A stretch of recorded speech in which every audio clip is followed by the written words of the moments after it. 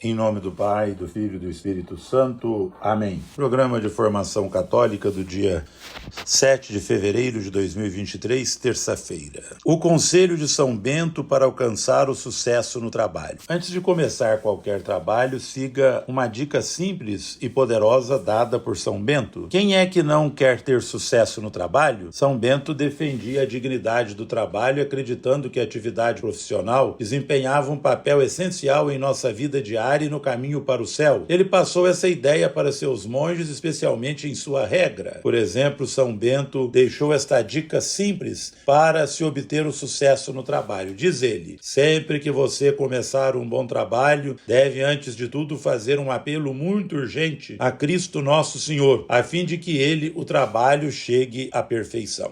É um conselho muito simples, mas que pode ter resultados profundos. Quando entregamos tudo a Deus, não ficamos mais sozinhos em nosso trabalho e poderemos sentir suas mãos nos guiando em nossas atividades. Então, antes de começar o seu trabalho, peça a Deus para te ajudá-lo, para te ajudar a levá-lo à perfeição. Muitas pessoas estão desanimadas com o seu trabalho, mas nós devemos aprender a ver no nosso trabalho, por mais descontente que às vezes você esteja com ele, como uma oportunidade de servir e de amar ao próximo. Você deve conhecer a famosa história dos 3 pedreiros. Um transeunte pergunta o que eles estão fazendo. Um primeiro, com ar sombrio e cansado, responde: estou cavando e cortando pedras. O segundo pedreiro, que faz o mesmo trabalho, mas com um pouco mais de energia, explica: eu faço isso para viver. O terceiro pedreiro esculpe sua pedra com as mesmas ferramentas e a mesma técnica de seus colegas. No entanto, ele está radiante e responde com um sorriso brilhante: estou construindo uma catedral. Se você tem uma atividade profissional precária ou um trabalho para o qual tem pouca inclinação, é possível que você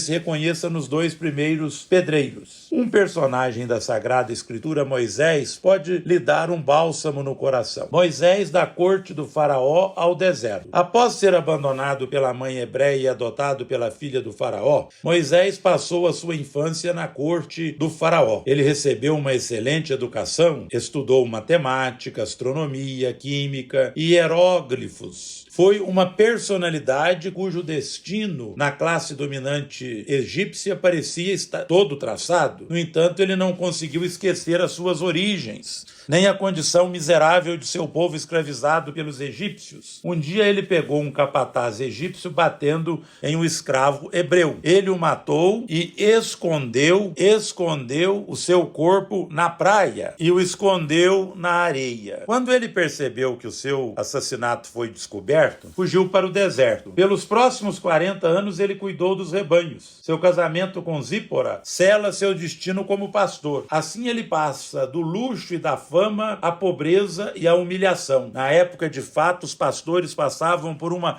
abominação aos olhos dos egípcios, de quem Moisés herdou a cultura. O que aprendeu em criança a odiar e a desprezar, agora é sua ocupação diária, sem perspectivas de mudança de carreira. Vamos pensar no nosso segundo pedreiro, aquele que trabalha para viver. Infelizmente, essa motivação por si só não é suficiente para satisfazer os desejos profundos do nosso coração. A partir daí, o coração tende a se fechar, a endurecer e a experimentar todos os tipos de sentimentos que o afastam de Deus e da paz interior: amargura, ressentimento, até raiva de Deus. Se abrirmos o nosso coração, ou os nossos corações, com confiança a Deus, aceitando que cada experiência pode ser uma oportunidade para seguir em frente em nosso caminho específico de santidade, então Deus pode usar um pequeno trabalho para continuar a nos educar e moldar. Foi o que ele fez com Moisés, usando sua queda social para transformar seu coração e prepará-lo para conhecê-lo. Deus enviou Moisés ao deserto para lhe ensinar o que o palácio do faraó jamais poderia ter lhe ensinado. Além disso, sua educação na corte foi muito útil para ele anos depois, quando aos 80 anos, Moisés, enviado por Deus, teve que interagir com o faraó para obter a libertação do povo hebreu. Realiza-se assim como pastor de Israel, tendo todas as suas experiências contribuído de fato para o cumprimento de sua vocação. O que realmente importa para Deus, embora sejamos cristãos convertidos ao amor de Cristo, muitas vezes continuamos a julgar de acordo com as aparências enganosas deste mundo. Se ouvirmos o boato de que o mundo despreza o trabalho dos operadores de caixa, garçons ou segurança, também nós os desprezamos. Entretanto, o que chama a atenção de Deus está a 1000 milhas do nosso julgamento humano. É o nosso universo interior, é a nossa forma de amar no dia a dia que interessa a Ele. Cristo, na última ceia, nos mostrou o amor que devemos ter uns pelos outros. Ao lavar os pés de seus discípulos, gesto feito por servos e escravos, deu-nos o exemplo do amor humilde, prefigurando seu aniquilamento na cruz. São Paulo, na Epístola aos Filipenses, capítulo 2, versículos de 5 a 11, oferece-nos um resumo da teologia, convidando-nos a imitar a Cristo. Dedicai-vos mutuamente à estima que se deve em Cristo Jesus, sendo ele de condição divina, não se prevaleceu de sua igualdade com Deus, mas aniquilou-se a si mesmo, assumindo a condição de escravo e assemelhando-se aos homens. E sendo exteriormente reconhecido como homem, humilhou-se ainda mais, tornando-se obediente até a morte, e morte de cruz. Por isso Deus o exaltou soberanamente e lhe outorgou o nome que está acima de todos os nomes, para que ao nome de Jesus se dobre todo o joelho, no céu, na terra e nos infernos, e toda a língua confesse para a glória de Deus Pai que Jesus Cristo é o Senhor. Peçamos, portanto, a Deus que ilumine os olhos de nossos corações para ver como Ele vê, que possamos ver nosso trabalho, por mais desprezado que seja, como uma oportunidade de servir e amar o nosso próximo, que possamos espalhar em nosso caminho um cheiro não de amargura e desespero, mas um bom cheiro de santidade e de esperança. Assim seremos reconhecidos como verdadeiros cristãos. Ave Maria, cheia de graça, o Senhor é convosco, bendita sois vós entre as mulheres, bendito é o fruto do vosso ventre, Jesus. Santa Maria, Mãe de Deus, rogai por nós, pecadores, agora e na hora de nossa morte. Amém. O Senhor esteja convosco, Ele está no meio de nós. Abençoe-vos o Deus Todo-Poderoso, Pai, Filho e Espírito Santo. Amém.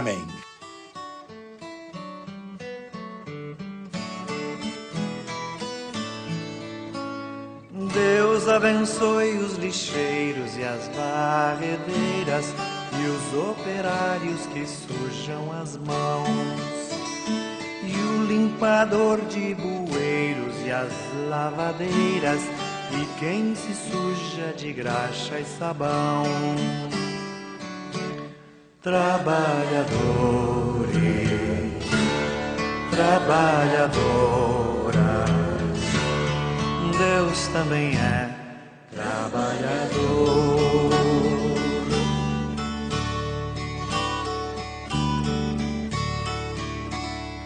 Deus abençoe os banqueiros e os fazendeiros e os comerciantes e os industriais, e os ilumine também para que não explorem, nem especulem, nem ganhem demais.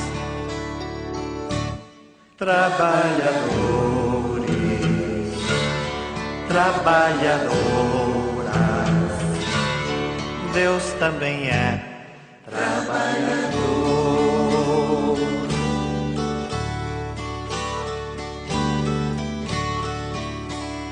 Deus abençoe os artistas e educadores e os sonhadores do lado de lá, e os ilumine também para que não se esqueçam que tem criança do lado de cá. Trabalhadores, trabalhadoras, Deus também é trabalhador.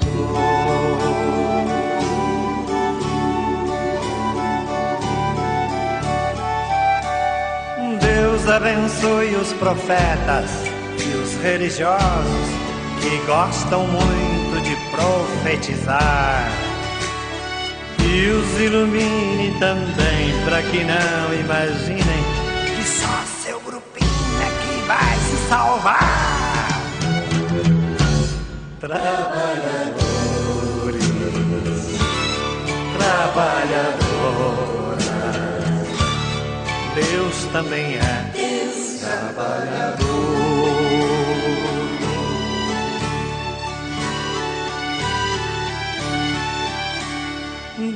abençoe as mulheres trabalhadoras, porque trabalham 2 vezes mais. E as abençoe também para que não se cansem, porque sem elas não pode haver paz. Trabalhadores,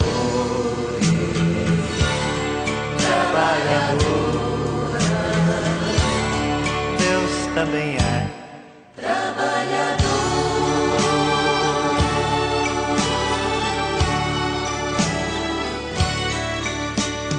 Deus abençoe os eleitos e os eleitores e quem governa este nosso país.